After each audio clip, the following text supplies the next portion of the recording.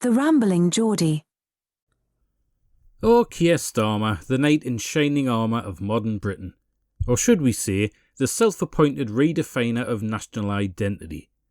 In a world where words apparently mean whatever Labour wants them to, our Prime Minister has taken it upon himself to convince the public that foreign-born citizens are just as English as someone whose family has been tilling the soil in Yorkshire for centuries. It's a noble effort, really, if nobility now includes gaslighting an entire nation into believing that passports and good intentions trump blood, history and culture.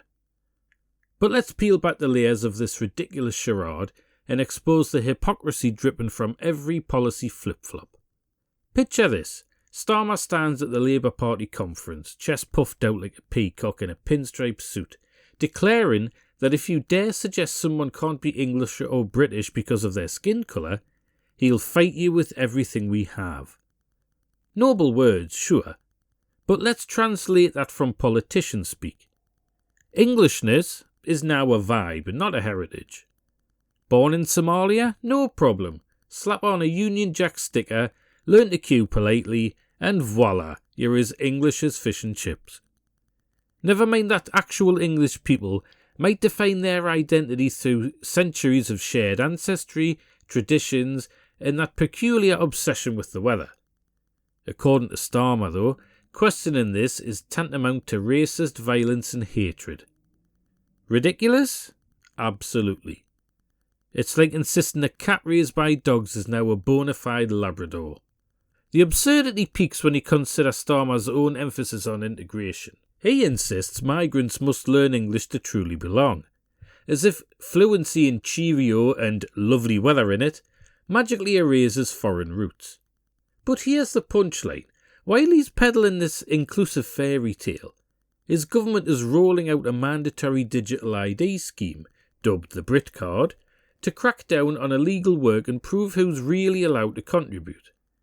So foreign-born folks can be English in spirit, but heaven forbid they try to earn a proper living without the proper digital stamp.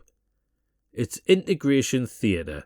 Wave the flag, but don't you dare forget your place in the queue. Now on to the hypocrisy, because Starmer's record on immigration reads like a choose-your-own-adventure book, where every path leads to contradiction. As a former human rights lawyer, he once championed open borders and decried strict controls as inhumane. Fast forward to PM Starmer, and he's toughening rules left and right, extending the wait for citizenship, imposing new English language requirements, and warning that Britain risks becoming an island of strangers amid record migration. I would argue that it already has, mind. Nigel Farage calls him out for playing catch-up, accusing him of hypocrisy for slamming Reform UK's policies while copying them completely.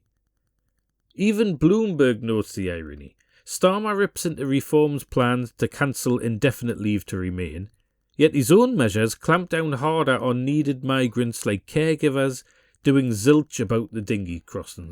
I mean, take his stance on the English flag. Another gem of doublespeak. Starmer proclaims Britain is proudly diverse and the flag belongs to every community. Yet critics point out how rarely it's flown compared to foreign banners, and one of his own ministers mocked the St George's Cross. Well, looking at you, Emily Thornberry. If foreign-born citizens are truly English, why the need for all these barriers to prove it? And why does Starmer's tough talk on integration sound suspiciously like the nasty party rhetoric he accuses others of? In the end, Starmer's push feels less like genuine inclusion and more like a desperate bid to paper over migration woes. He wants us to believe foreign-born citizens can be English, while erecting digital walls and language tests that scream otherwise.